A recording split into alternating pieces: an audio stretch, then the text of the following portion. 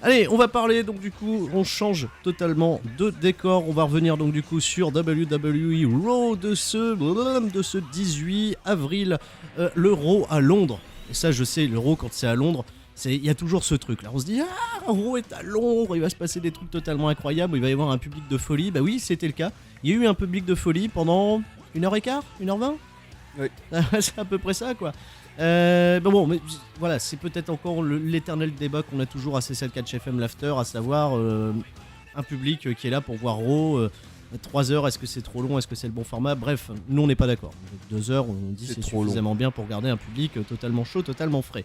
Le show a été ouvert avec Dean Ambrose qui a repris donc du coup le Ambrose Asylum, que lui a donc du coup confié, c'est son talk show, c'est à lui, c'est son bébé, c'est tout frais, il est venu avec sa petite plante et il a accueilli monsieur Shane McMahon qui a été accueilli par le public anglais comme il se devait, avec des beaux chants You Still Get It.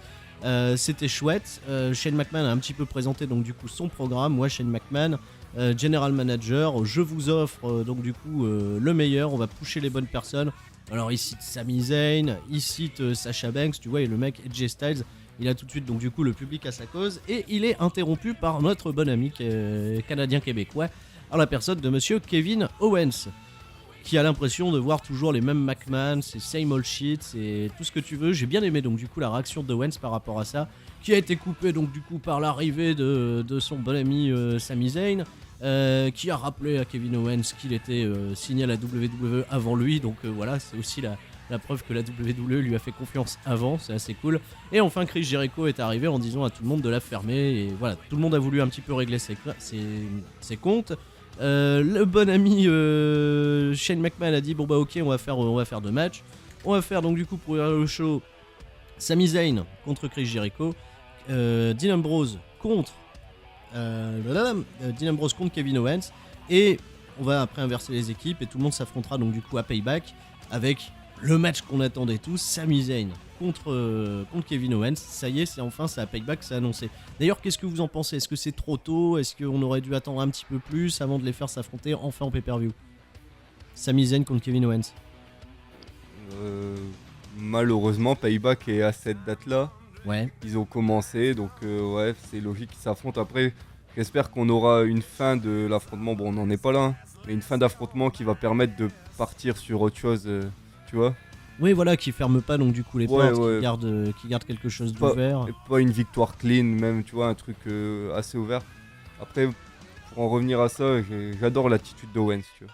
Vraiment, Owens, c'est super cool. le mec qui est un peu, tu vois, il se sent persécuté par Shane alors qu'il a juste fait son boulot en plus. Bien sûr. Là, c'était génial, j'ai bien aimé.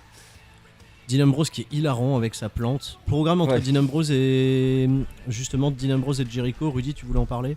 Non, ouais, c'était la plante, moi, ça me fait rire. C'est quand Shane sort du ring qui dit ah, tiens, prends ma plante. Non, ouais, si, franchement, à mon avis, ça peut donner quelque chose de très bien. Dean Ambrose, du coup, totalement différent depuis la fin justement de. Depuis la fin de WrestleMania, où il est sorti de là, on va dire, un peu perdant face à Brock Lesnar, qui se reconstruit, qui se relance donc du coup dans un programme avec Jericho avec une nouvelle facette un peu fun, un peu fraîche avec son talk show. Allez, on va voir, on va peut-être quand même mettre une pièce sur la qualité de ce match. Dean Ambrose contre Chris Jericho, en effet, ça peut être très cool. C'était d'ailleurs les plans initiaux de WrestleMania. Ouais. Voilà, donc qui ont été modifiés avec l'arrivée de Styles, le programme avec Lesnar, etc. Donc à voir peut-être, je sais pas, je suis curieux, j'ai pas énormément d'attentes. Mais on en reparlera bien sûr la semaine prochaine pour les détails. Chris Jericho contre Sami Zayn, qu'est-ce que vous avez pensé de ce match? Ouais, bon match. Moi, j'ai bien aimé. Bon match. Ouais, avec Sami Zayn et Chris Jericho, c'est quand même des valeurs sûres. Hein, donc, Le Divine, Sami Zayn, Chris Jericho. Pour ouvrir Raw, qu'est-ce que t'en as pensé? Excusez-moi de vous réveiller. Non, c'est parce qu'il sait ce que j'en pense un peu. Ah. Écoute, on peut pas dire que c'est un mauvais match, hein, très, très évidemment, vu les noms. Par contre, j'ai pas du tout été embarquée. Je suis pas rentrée dans le match, j'ai pas été captivée à fond, tenue au suspense, ou je suis pas allée jusqu'à dire je me suis ennuyée, mais voilà. Je sais pas, je suis pas rentrée dedans. C'est Sami Zayn dans le format télé en fait. Je sais pas. Sami Zayn, quand tu le mets en pay-per-view, c'est exceptionnel. La semaine dernière, par contre, dans un autre contexte, contre AJ Styles, dans un match pour lequel ils ont donné beaucoup de temps, c'était très très cool. Et puis il y avait de l'enjeu. Ouais. Là, en ça, fait, c'est peut-être aussi le manque d'enjeu, moi, qui me tient pas en haleine, quoi. avec une victoire au final de Chris Jericho pour le maintenir fort, donc c'est-à-dire Jericho qui va aborder, je pense, Payback de la meilleure des façons. Qu'est-ce que t'en as pensé très brièvement, mon cher Flo ? Un petit peu comme Ludivine disait, j'ai trouvé ça bien, mais pas sans taper le cul par terre. Pas à s'en taper le cul par terre. Ensuite, par contre, quelque chose qui a vraiment réveillé le public de Londres, incroyable, promo backstage d'AJ Styles, rejoint par Doc Gallows et Karl Anderson. Le Bullet Club réuni comme ça pour la première fois, c'était sweet à fond la caisse, avec les buddies, on est là, Karl Anderson et Doc Gallows qui ont dit merci à AJ Styles, c'est grâce à toi qu'on est ici, ensemble, tous les trois réunis. Ça fait super du bien. Karl Anderson qui a dit un truc super rigolo en disant quand je vais être plus grand, je vais être AJ Styles. Dépêche-toi, t'as quand même 36 ans, bonhomme, donc voilà. Mais pour un mec comme Karl Anderson, moi je trouve ça super cool de l'avoir enfin à la WWE parce que il peut apporter vraiment quelque chose de très très cool. Super promo et on se dit le Bullet Club, attention, est-ce que ça peut découdre sur quelque chose ? On en reparlera un petit peu plus tard. Enzo Amore, Dudley Boyz pour justement les demi-finales de ce tournoi par équipe. Alors voilà, là on rentre donc dans le vif du sujet, on en parlait dans l'émission principale. Le tournoi par équipe, vos attentes par rapport à ce match qui a été construit. C'est le match qui a eu peut-être le plus d'intérêt dans la construction. Ça fait 2 semaines que Enzo et Cass feud avec les Dudley Boyz. Au final, le match, mon cher Rudy, pour commencer. Moi, c'est surtout l'entrée d'Enzo Amore que j'ai adoré. Franchement, le public était vraiment très très chaud pour eux. C'est le public de Londres, hein, donc forcément ils ont un intérêt tout particulier à les avoir à fond la caisse avec eux. Ils connaissaient tout leur catchphrase par cœur et tout. Après le match en lui-même, ouais. C'est un peu symptomatique, je trouve, du coup, de l'utilisation de ce tournoi. C'est qu'on a des matchs avec, je vais dire, de l'intérêt, de l'enjeu. Ludivine l'a parlé d'enjeu. Mais au final, ce qu'on a vu de ce match, c'est une longue hit, une longue domination des Dudley Boyz et le finish qui sort un petit peu de nulle part après le hot tag, c'est-à-dire pas de faux finish, pas de suspense, clairement. Il y a eu plus de suspense par exemple entre Apollo Crews et Heath Slater un peu plus tard dans la carte. C'est pour dire à quel point, tu vois, je me dis merde, on a peut-être loupé le coche, il fallait peut-être donner plus d'importance à ces 2 matchs par équipe. On parlera donc du coup de la deuxième demi-finale un peu après. Et ça fait qu'Enzo Amore et Big Cass remportent la victoire assez facilement contre des Dudleys qui pour moi vont sortir faibles de tout ça, quoi. Bah ouais, c'est ça, moi c'est ce qui m'a dérangé un peu, quoi. Après, c'est cool pour eux, hein, tant mieux, bien sûr, on voyait pas les Dudleys gagner, on était derrière soft, mais j'aurais voulu avoir plus d'adversité. Surtout, c'est leur premier match à Raw, ils ont catché pour l'instant qu'à SmackDown. Ouais, donc voilà. Je suis un peu comme toi. Flo, ton avis là-dessus ? Ce que je voulais dire, c'est que si c'est pour en arriver à un match comme ça sert à rien de faire un petit build-up entre les 2 équipes. Franchement, c'était inutile. Parce que voilà, on a retrouvé Soft dans la configuration dans laquelle on n'aimait pas trop cette équipe à NXT. C'est-à-dire des matchs basiques, quoi, où il n'y a pas de... sans se fouler, quoi, en fait. Ouais, voilà. C'est juste, on balance nos trademarks et puis on avance, quoi. Voilà, et c'est ce qu'on a vu là. Bon, c'était quand même... le match dans un tournoi, donc ils ont une chance, c'est une grosse opportunité. Et le match qui en plus, ils ont eu un petit build-up 2 semaines avant avec les Dudley, ils se sont chamaillés. Super cool d'ailleurs. Hein. C'était plutôt bien. Super cool, c'était frais, c'était bien parce que c'était du trash talk, mais toujours tu vois un peu PG-rated, donc ça passait très bien, quoi. Ils le font super bien, ça. Ouais, j'aurais aimé que les bookers de la WWE mettent plus de temps pour ce combat-là. Oui. Comme ça, on aurait pu...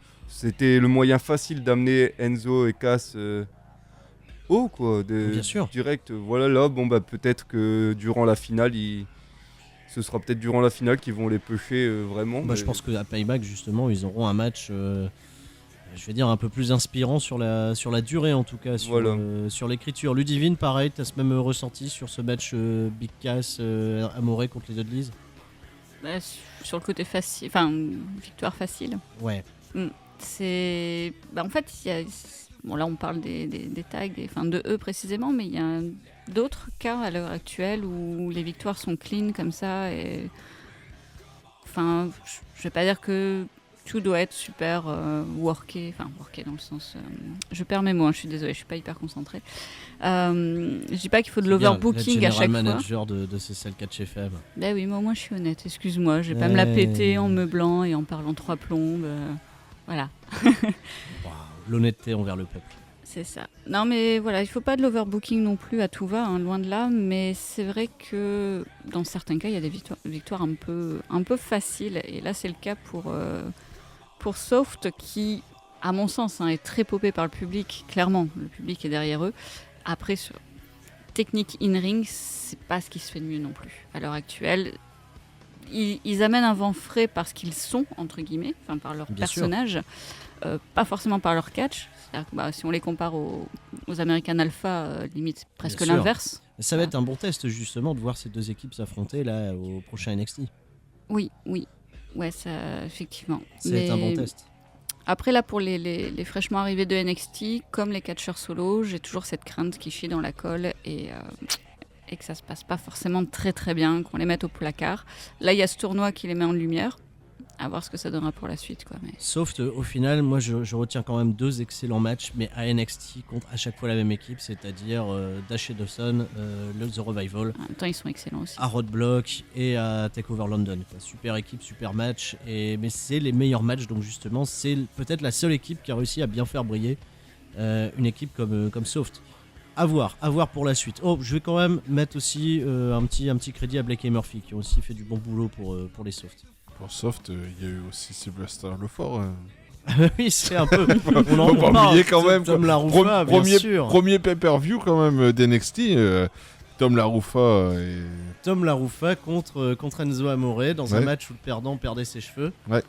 Il les a perdus beaucoup plus tard finalement, Tom Laroufa. Ouais. Voilà, c'est Marcus Louis qui était passé donc du coup à la tondeuse, à la mousse magique. Ouais. Qui a Mais fait il a même disparaître perdu les ses cheveux. sourcils. Même, il y a tout perdu. Tout est disparu. C'est tout, il n'y a plus rien. Ensuite, super promo, le gros segment de ce WWE Raw. L'arrivée de Roman Reigns sous les huées. C'est de pire en pire. C'est même à Londres. C'est catastrophique. Heureusement qu'il dit qu'il pense pas qu'il est détesté par les gens. Oui.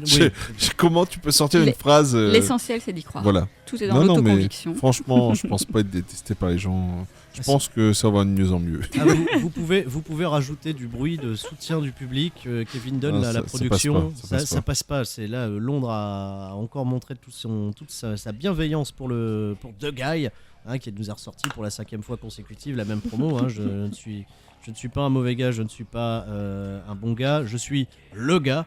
AJ Styles donc du coup l'a interrompu, a prouvé donc du coup merci AJ Styles qui a enfin livré une bonne promo. AJ Styles quand il est impliqué comme ça, qu'il est un peu business, c'était cool. AJ Styles donc a répondu qu'il livrait les matchs de sa vie tout le temps. C'est ça qui est chouette. Quand Roman Reigns lui dit moi j'ai fait le match de ma vie à WrestleMania, oh, putain quel match. Incroyable. AJ Styles a quitté le ring sous sa musique et sont arrivés Doug Gallows et Carl Anderson qui ont démoli Roman Reigns, ils lui ont porté le Magic Killer. C'était super cool. Et AJ Styles donc du coup qui a pas cautionné, ça a jamais été clairement dit, mais il a été s'excuser auprès de Roman Reigns un petit peu plus tard en promo en disant écoute, j'étais pas au courant qu'ils allaient intervenir dans le truc. Qu'est-ce que vous sentez derrière ça? Est-ce que il y a du Bullet Club? Est-ce qu'il peut y avoir donc justement Doug Gallows et Carl Anderson qui veulent faire ça pour AJ Styles qui veut gagner clean?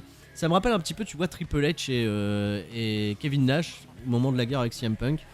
Là, le truc aussi, c'est que AJ Styles à l'heure actuelle est face. Oui, clairement, ouais. Donc, je pense que si une espèce de Bullet Club est en formation, Bullet Club, c'est un peu les badass, quoi. Ouais. Donc là, pour moi, ce qui est problématique à l'heure actuelle, c'est que Reigns, qui est le top face, ça s'entend lors de ses entrées.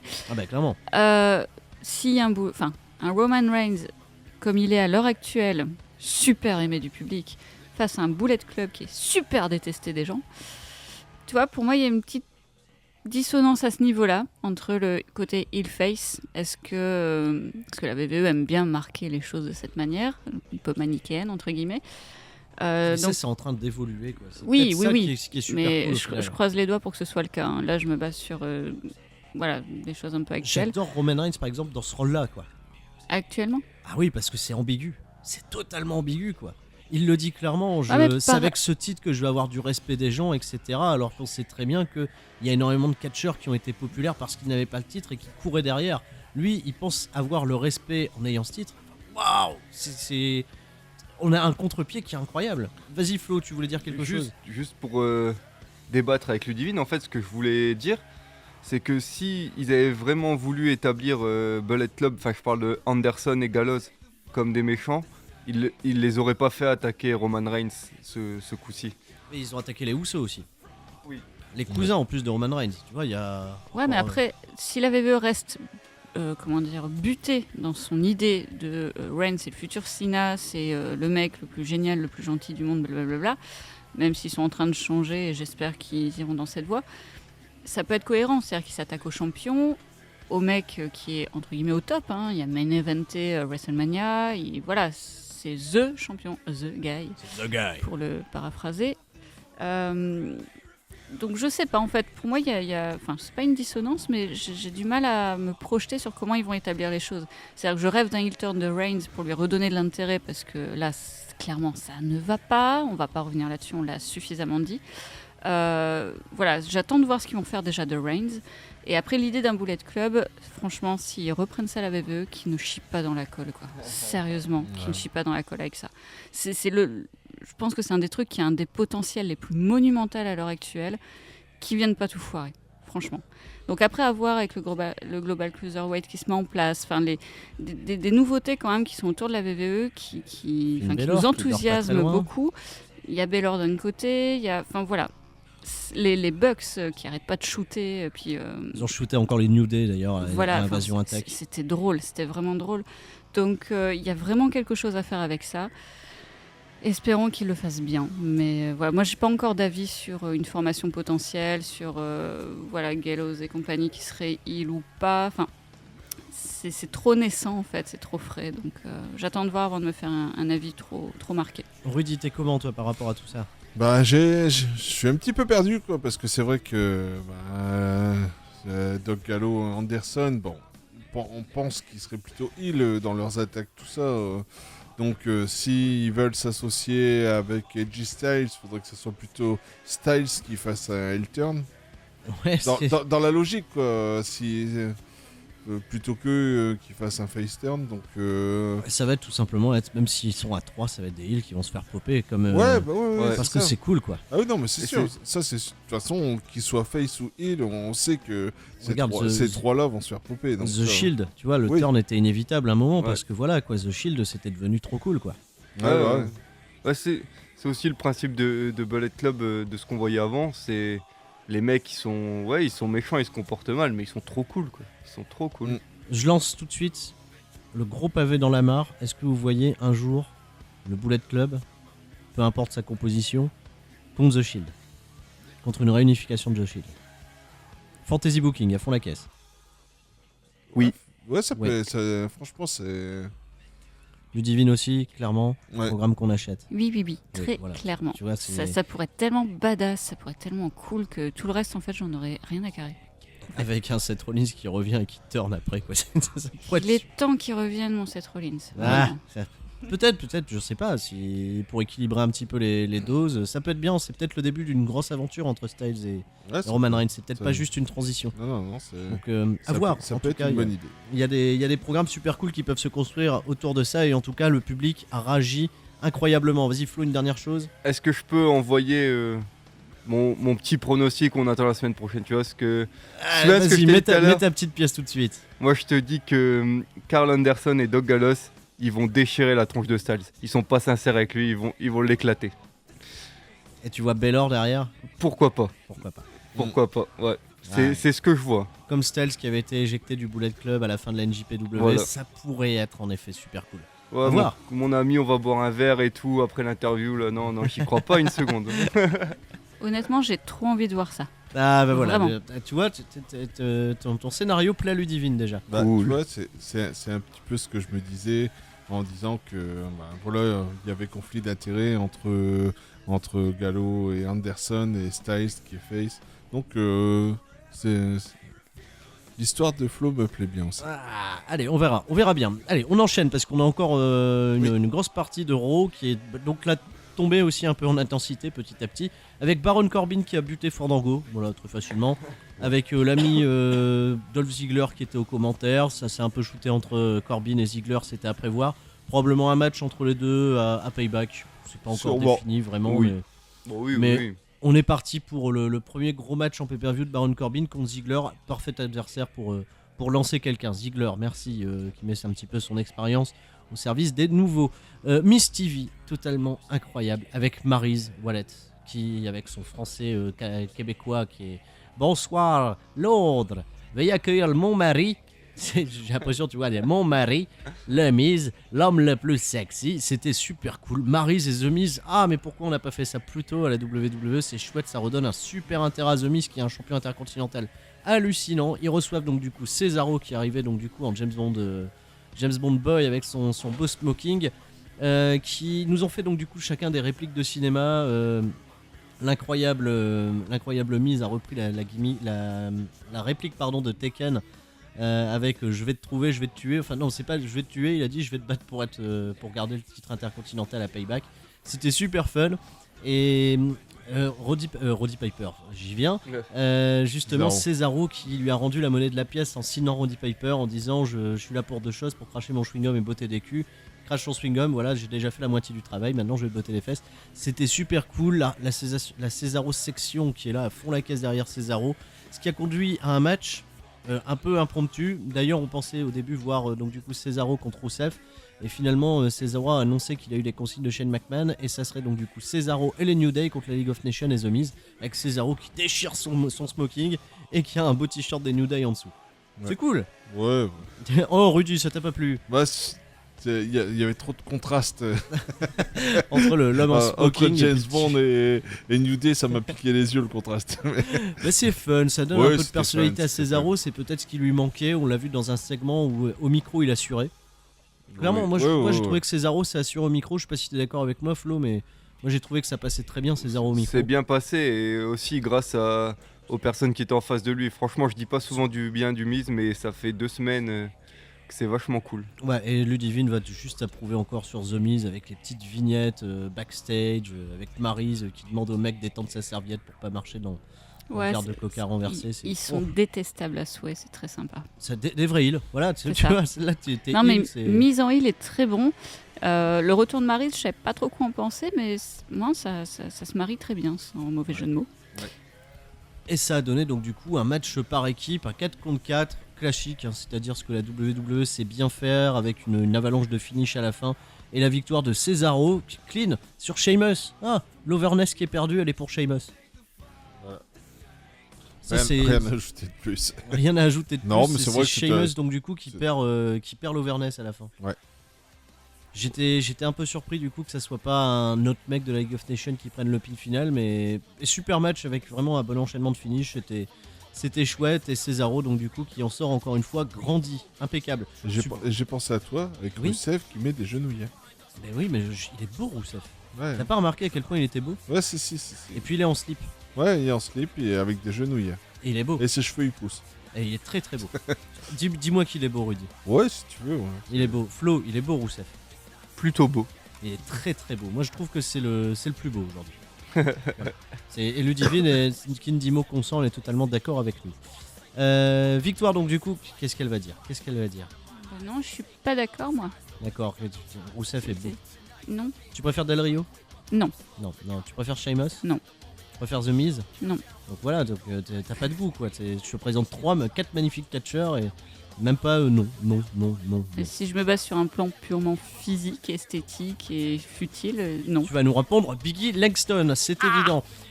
Segment backstage avec Natalya Neidhart qui revient donc du coup sur sa précédente victoire, entre guillemets, victoire par disqualification contre Charlotte Flair, alors que Charlotte, tout le monde l'avait vu, elle avait abandonné. S'en est suivi donc du coup un match 4 contre 4 avec la grosse annonce, Natalya Neidhart sera à Payback managée par son oncle Bret de Inman Hart. Ah. Et ça, c'est énorme. Merci, Ça, c'est chouette. WWE. Bravo WWE, vous avez fait le bon choix. Ça va donner vraiment de l'intérêt à ce match. De voir Bret Hart qui passe en plus son temps sur internet à cracher sur WWE à Payback. C'est génial. Je suis super content. On mélange un petit peu les gènes des grands catcheurs comme ça. Charlotte contre Natalia, là du coup ça donne de l'envie. Par contre le 4 contre 4 derrière qui a suivi avec Natalia en équipe avec Sasha Banks, Becky Lynch et Paige contre Tamina Snuka, Naomi Summer Rae et la championne Charlotte. Là c'était pénible. Hein. Enfin, moi c'est mon point de vue, Ouais. j'ai trouvé ce match pénible. C'était très chiant, vraiment. Voilà, c'est l'avis de Ludivine. Et que foutait Sasha Banks dans ce match? Ça l'a fait passer pour la bonne copine.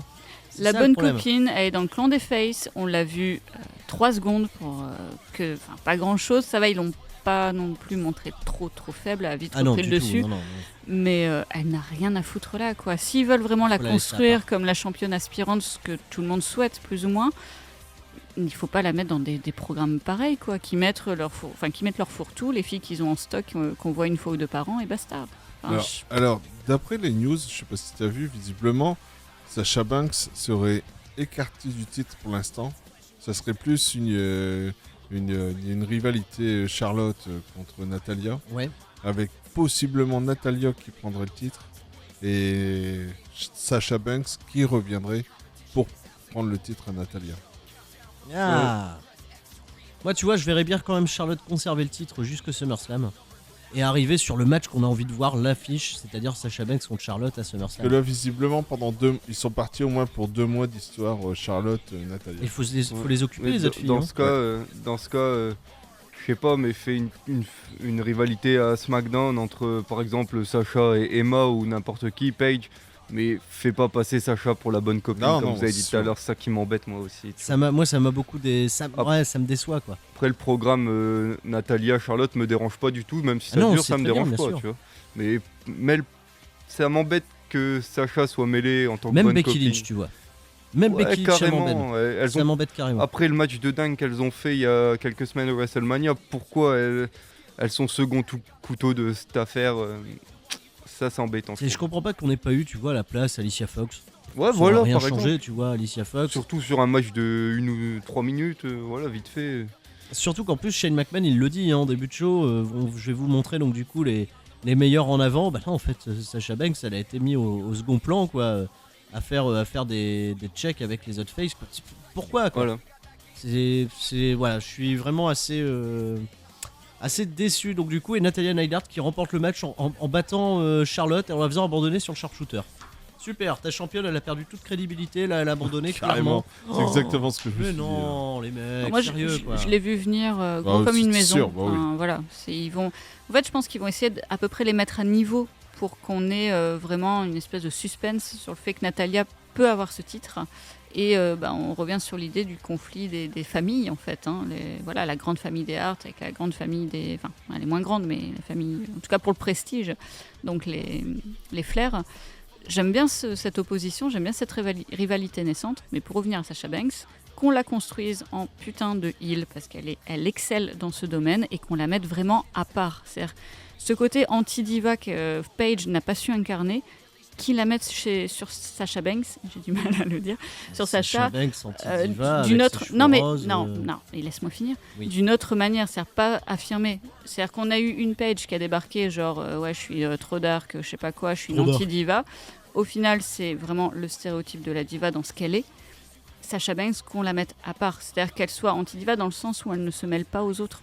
Elle est trop douée pour se mêler. Enfin, tu vois, ce rôle vraiment pédant qui lui va à merveille parce que Ouais, oui, c'est elle est vrai. meilleure que les autres. Donc voilà, qu'elle soit vraiment à part, à buter tout le monde, quoi. Qu'on n'essaie pas de faire des équipes, des copinages, des trucs. Enfin, moi, je la vois vraiment dans un rôle comme ça et je pense qu'elle pourrait exceller. Après, il faut la construire pour qu'elle arrive à ça. Là, on est mal barré quand même. À voir donc du coup, est-ce qu'on va occuper donc du coup, il faut trouver un moyen d'occuper Sasha Banks et il faut trouver quelqu'un pour occuper Sasha Banks, clairement. Emma. Ça peut être en effet un bon plan, même si Emma a un Et- programme apparemment avec Becky Lynch qui est pas véritablement défini, je sais pas trop. D'accord.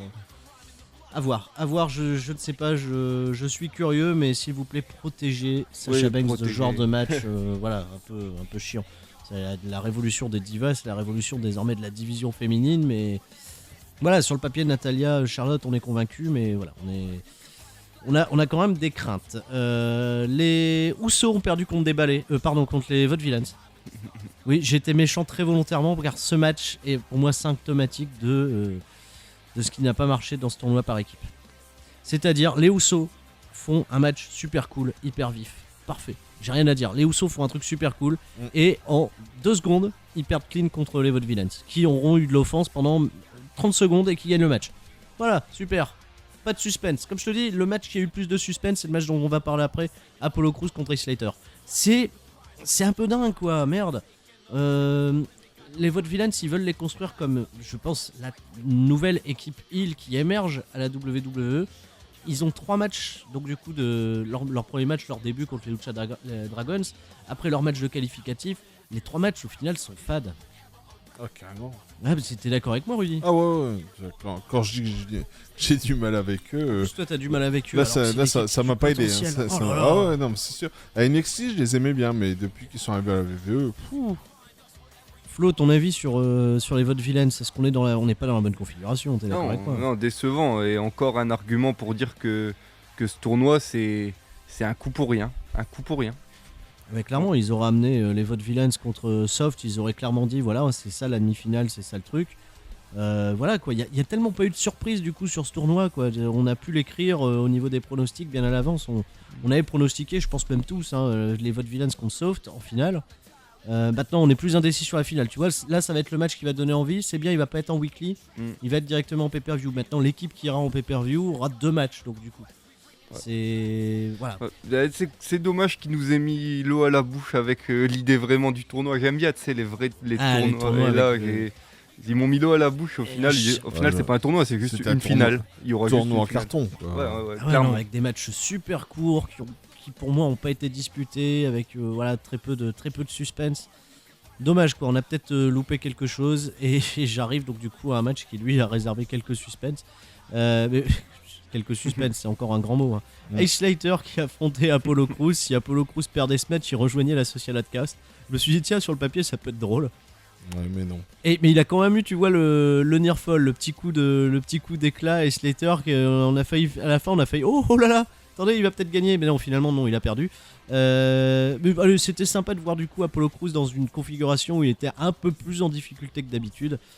Finalement, Apollo Crews gagne avec une vignette d'abord de présentation pour Apollo Crews qui rappelle un petit peu son parcours, tout ce qu'il a fait, son rêve, son désir de vouloir être champion. Donc, Apollo Crews qui pour l'instant n'a pas véritablement de programme défini pour Payback. Un bon adversaire de ce que quelqu'un que vous souhaiteriez voir affronter Apollo Crews à Payback, s'il a un match à Payback. Un avis? Ouais, tu nous prends un peu à froid là. Carrément, ouais. Apparemment, ce sera un social outcast, sûrement pour le pré-show peut-être. Contre un autre social outcast, il lui donnerait pas un adversaire un peu plus prestigieux? Ça va faire juste au niveau timing. Qui est libre? Déjà, c'est la question, c'est qui est libre? Je vais essayer de réfléchir. The Miz n'est pas libre. Tu m'avais déjà posé cette colle la fois passée et j'essaye d'y réfléchir. Ambrose, Zayn, tout ça. Ils sont tous pris. Ah, il reste rien, hein. Non. C'est dur, hein. Le Divine. Peut-être des retours de mecs blessés. Il y a des heals blessés, un peu cool. Seth Rollins, ça serait quand même un peu huge. Ça serait annoncé. Non. Ça serait gros pour lui, mais. Orton. Oh. Ah, il est face, hein, Orton, il va pas. Orton, Apollo Crews comme ça, direct, clac, boum. C'est peut-être chaud, quoi. Moi, je voyais bien The Miz avant qu'il se programme avec Cesaro, quoi. Voilà, tant pis, c'est pas grave. Stardust, à la limite, pour la déconne. Il bute Stardust vite fait à Payback dans un match qui est même pas annoncé. On s'en fout. Ryback, bordel de merde. Mais putain, mais pourquoi j'ai pas pensé à Ryback avant? Mais oui, Ryback c'est parfait pour Apollo Crews. Il faut que Ryback prenne le titre US et qu'il feud avec. Dans ce cas-là, voilà, il y a un bon intérêt de. Oh, mais Rudy, t'es un génie. Oh, merci. Voilà, pour une fois qu'on est content d'entendre le nom de Ryback sur un CSL4 FM L'After.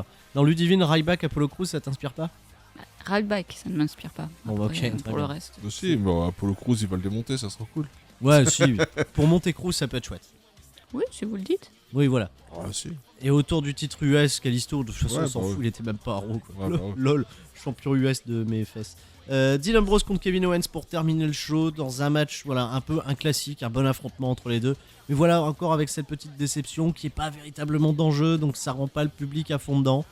Je sais pas ce que vous avez pensé. Moi j'ai trouvé ça bien, hein. Catchesquement parlant, c'était propre. Ouais, bah, comme d'hab, quoi. Match propre. Mais après, comme tu dis, le public, là, 3 heures, c'était trop long. 3 heures, hein. c'est mort. Ils Ouais, étaient voilà. plus là. Hein.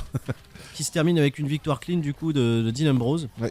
sur Kevin Owens qui job pour la deuxième semaine consécutive clean après Cesaro maintenant contre Dean Ambrose. Ah, c'est pas super bon pour un Kevin Owens qu'on veut construire comme l'un des top heels de la WWE. Ouais, Surtout avant un gros affrontement contre Sami Zayn. je sais Qui pas. perd aussi tout hein, d'ailleurs, Sami Zayn. Ouais, tu sais pas, ouais, c'est ce qu'on disait, on avait peur justement des confrontations, on avait peur que ces deux-là se retrouvent dans le fond du panier. Mais en fait, c'est ça qui est un peu con, c'est que les deux vont s'affronter, Zayn et Owens, et ils vont s'affronter après une grosse losing streak, Ouais. c'est-à-dire une grosse série de défaites. C'est-à-dire ils ont depuis WrestleMania, mais ils ont rien gagné quoi, Non. ni un ni l'autre. Après, je pense que quand Kevin Owens, malgré les défaites, je trouve que c'est quelqu'un qui reste carrément dangereux. Ses défaites, je trouve pas qu'elles l'ont vraiment décrédibilisé. Il y a eu par exemple l'attaque sur Zayn en dehors des matchs, là, au backstage, il y a 1 ou 2 semaines. Je crois que c'était il y a 2 semaines. Ouais. Il reste dangereux, il reste tout le temps. Tu sais, c'est un peu genre, il est un peu tracassé que ce soit Shane, là, il est pas dans son catch, tu vois ce que je veux dire. Ouais, je vois Donc clairement. je pense qu'il reste quelqu'un de dangereux. Par contre, pour Zayn, c'est peut-être un peu plus inquiétant. J'ai pas vu le combat à SmackDown, donc je peux pas juger, j'ai juste lu. Mais là, ouais, cette défaite-là, c'est peut-être celle de trop, même s'il se prend clairement un gros... je perds mon mot, aidez-moi.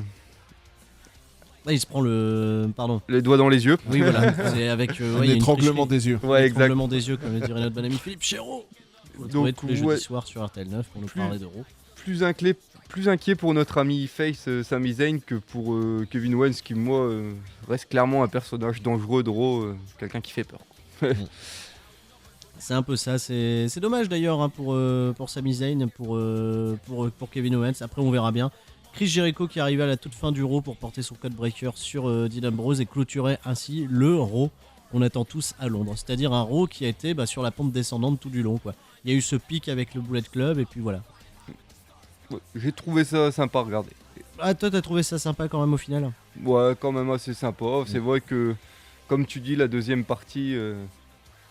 voilà, après, pour moi, ouais, elle retombe. on en avait déjà discuté quand j'avais vu un Raw en live, il s'était passé la même chose pour moi, pour mon cas en fait, et je suis pas étonné que ça fasse ça assez souvent. Souvent la première heure c'est assez dynamique, c'est assez amusant et c'est trop long, trop de coupures, du coup les gens sont tués et c'est aussi la salle qui fait vivre le show parfois. C'est vrai. Attention aussi à ce que la salle ne prenne pas le devant sur le show. C'est important aussi, tu vois. Exactement. Chacun son job. Bon, bah écoutez, en tout cas, c'était un excellent C'est ça le catch FM Laughter que vous allez pouvoir retrouver donc du coup sur Mixcloud et sur YouTube. Un grand merci à vous de nous avoir accompagnés tout le long de cette belle émission.